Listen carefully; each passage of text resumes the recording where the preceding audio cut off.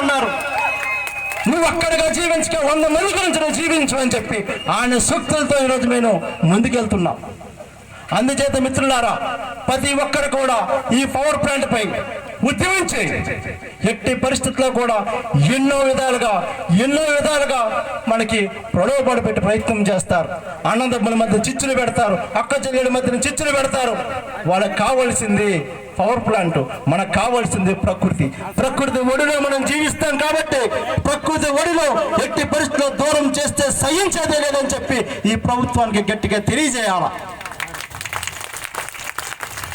గతంలో ఇదే ప్రభుత్వం 2014లో కాకరాపల్లి, సోంపేట ఆ రోజు జీవోను రద్దు చేసి స్వయంగా ఈ రాష్ట్ర మంత్రివర్యులు, ఇప్పుడు రాష్ట్ర మంత్రివర్యులు కింజరాపు అచ్చెన్నాయుడు గారే ఆ రోజు కాకరాపల్లి ఏదైతే సోంపేట ఉద్యమంలో సుమారుగా 5,000 రోజులు ఉద్యమం చేశారు.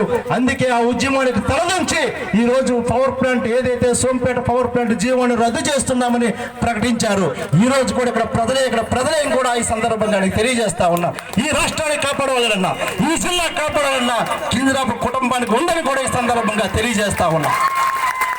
కాపాడాల్సిన బాధ్యత మీ పైన ఉన్నది.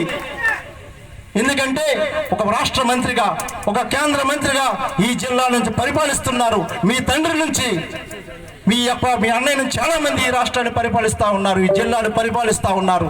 ఈ రోజు దయచేసి ఈ యొక్క ఆదివాసులకి, ఇక్కడ ఉన్న రైతులకు నీరందించండి. ఇక్కడ పంట పొలాలు పచ్చని పంట పొలాలుగా తయారు చేయండి తప్ప బూడిదగా చేసి భస్మాంతి ప్రయత్నం చేయొద్దని కూడా ఈ సందర్భంగా తెలియజేస్తూ, నా ముందు చాలా మంది వక్తలు ఉన్నారు, మాట్లాడాలి.